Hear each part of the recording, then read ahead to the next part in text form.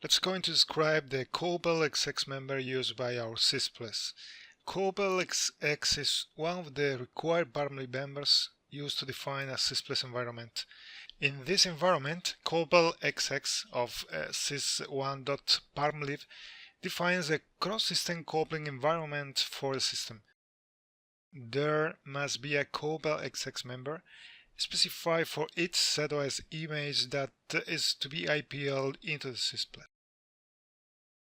If no Cobalt XX member is specified at IPL, XCF uses the default member Cobalt 00, which defines a XCF local mode system. Cobalt PS member is used in IPL, and we are going to see the statements that it contains.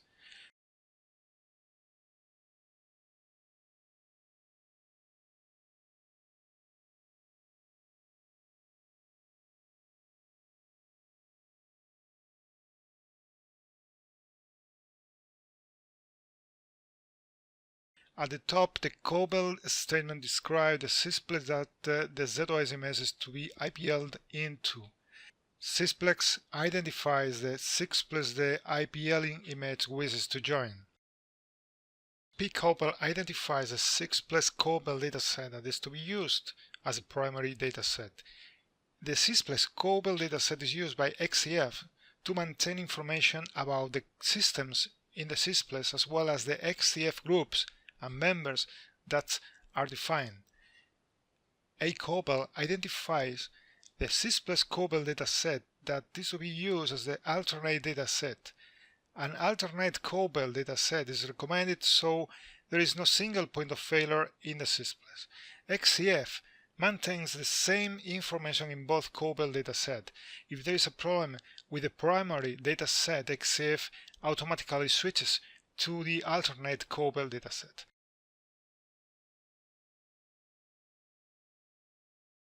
In addition to the Sysplex Cobalt dataset, ZOS supports more types of Cobalt datasets. The datasets are used to manage Sysplex functions requiring policies.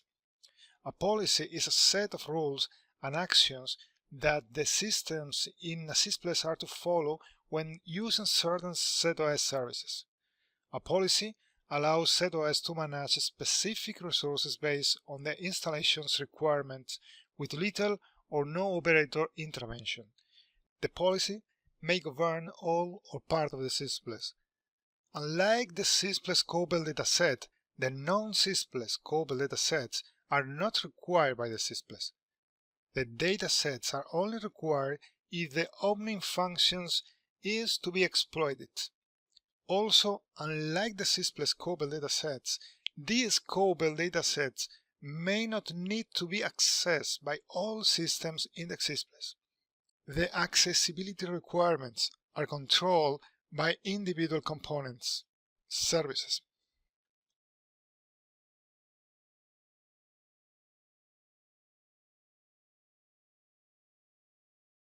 There are more services that each require a policy containing one of new types of Cobalt datasets. Coupling Facility Resource Management defines the coupling facilities to be accessed by the Sysplex. Sysplex Failure Management defines the recovery procedures for certain Sysplex failures. Workload Management defines the goals for managing workload balancing and resource distribution to competing work in the Sysplex. Automatic Reconfiguration Manager defines the policy for how to process restarts for started tasks and batch jobs that are registered as elements of the Automatic Restart Manager. System Logger defines updates or delete structures or log stream in the coupling facility.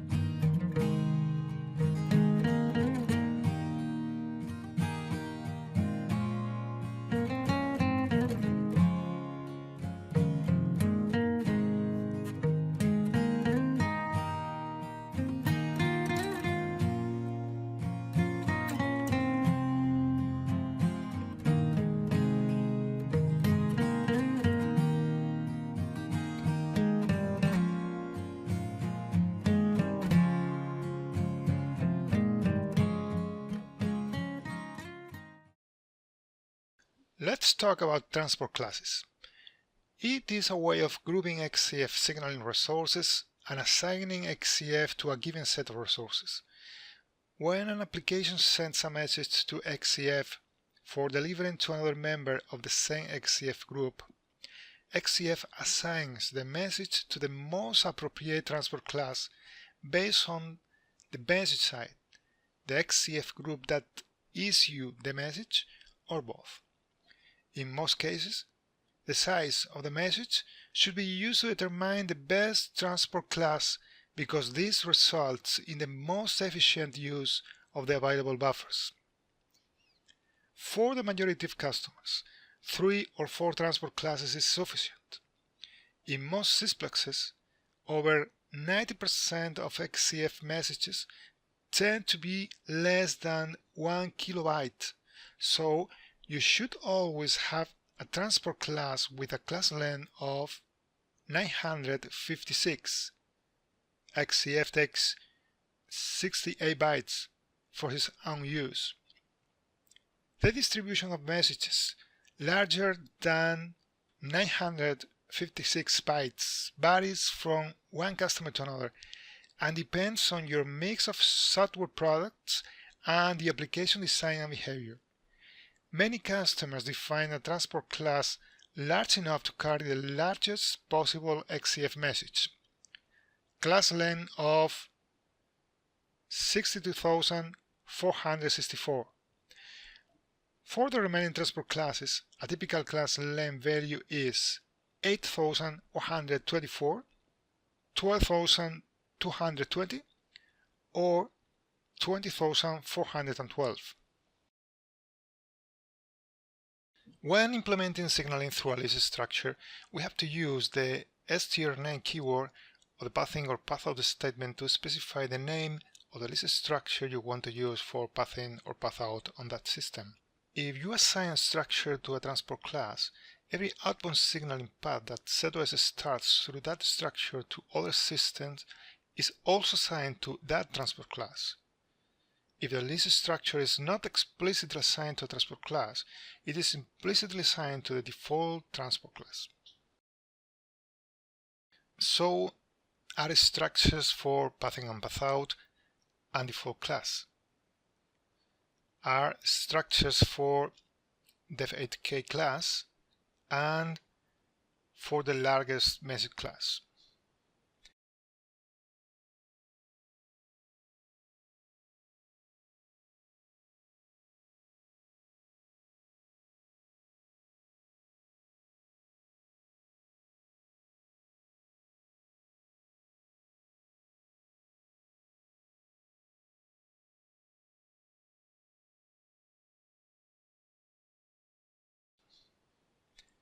In our case, we have implemented also signaling through CTCs. Device numbers E22 and E23 have been assigned to the channel connection.